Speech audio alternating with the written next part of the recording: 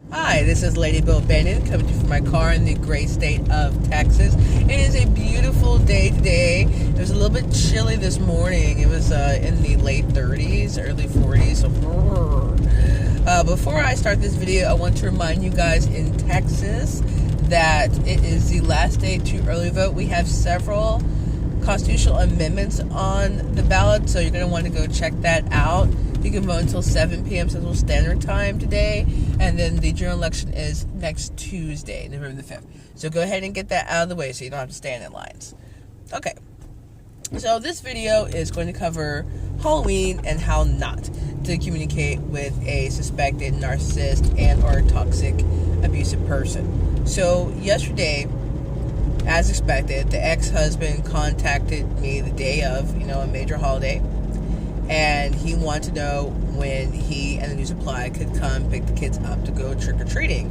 Instead of telling him a simple, to-the-point answer, 6 to 8, I decided to take him into consideration, and I told him to provide me the time that he was considering to pick up the kids and drop off the kids. And I added that our oldest got the bus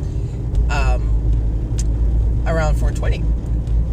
So he replies, 4:30 to 8. Takes up the entire afternoon and evening. No consideration to what I wanted to do. So I'll sum it up by saying there was a little bit of back and forth, like nothing negative. Too negative anyway. Because I tried to explain to him that I want to take the kids to this event at 5 and have them back to the house by 6, and then he could have them out by 9 to give him extra time. He interpreted that to mean that I wanted him to go with us, and he replied that he just wanted to go trick-or-treating and that he would be at my house at 6 and he would leave at 6:01. Basically insinuating that, hey, if you're not here by 6, we're leaving. As if he's doing me and the kids a favor by taking them trick-or-treating. So yeah, I was pretty agitated in this conversation, and I let my frustration show.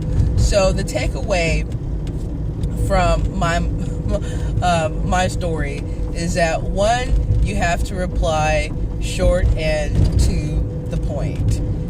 I gave too much information about what I wanted to do, and I let my frustration show when I told him that he had to give me a chance to reply and confirm anything before he went off, and,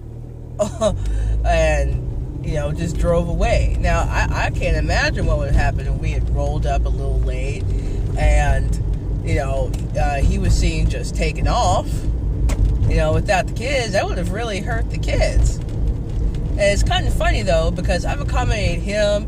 He's been late, or he's wanted to drop the kids off early, and I've been flexible for the most part, and allowed him to be late or a little early.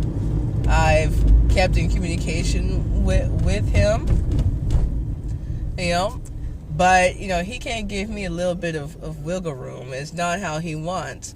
I made the mistake of putting his feelings first, because I'm thinking, the kids get off at 4:30,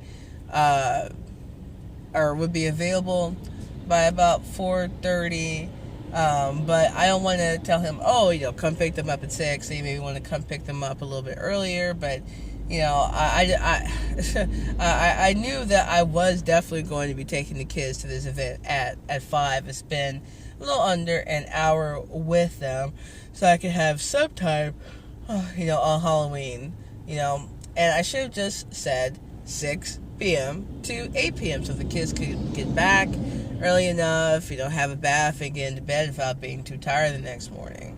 Well, as it turned out, the kids were dropped off a little bit after 8:30, but before 9, so they didn't get to bed too late. The youngest actually sprung up a little bit after 7:30. I was a little surprised, considering how tired they were. Maybe it was all the sugar and the candy they ate for bed. But yeah, guys, so that's my story for today. You can't give that suspected narcissist too much information. You can't get into your feelings and let them know that they're frustrating you. If you give them an inch, they'll take a mile. So if you ask them what they want, they'll tell you exactly what they want. And in my case, it was just to take up the whole day and evening. Now, in the ex-husband's mind, he thought, oh, maybe I'll be able to take the kids to go eat, and then we can go trick-or-treating, and we can just hang out, blah, blah, blah. But again, there was no consideration for what I might want to do. It was supposed to be his and the New Supply's holiday, because I know that the New Supply treats Halloween like Christmas. So yesterday was a huge day for her, which is why I did not mind sharing that day with them. Well, number one, the ex-husband is able to have possession of the kids from 6 to 8, so it would have definitely been a big bad on my part to say, oh, you can only have the kids, starting at 7. That's cutting into his time. I didn't want to run afoul of the court order, nor did I want to shortchange myself when it came time to having some quality time with the kids on Halloween. But, I'm feeling better now. Everything went pretty smoothly. The boyfriend was there at the house when the ex-husband pulled up, so he was able to keep him engaged. So they pulled up ride 6 and whatnot. So it allowed me to have an easier transition, because I was pretty anxious about all of that. So yeah, that's it for Halloween.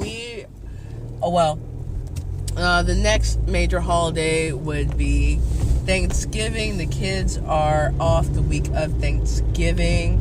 I do not feel comfortable with the kids being over there an entire week. They definitely didn't make it a full week when it came to Christmas break. They were only there for 2 days or something. And the oldest ended up getting sick after she was fed something over there, and it was this whole debacle where I had to pick up the kids, and that just ended up to another big blow up that would last, a couple of months.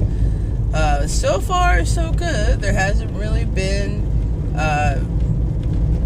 any fallout from an incident that happened over a week ago, at least not from what I can see. That, as I stated earlier, the ex-husband changed jobs, so I called into the child support office and notified them, and they said that they sent something out to that employer. So we'll see what happens with that, but I'm still looking for a real job, because this DoorDash, Uber Eats stuff isn't working out.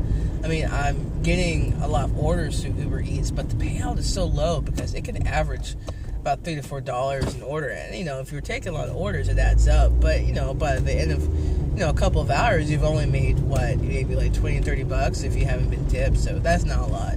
It's a lot of wear and tear on my car. So, yeah, I'm looking to try to get back to the school district.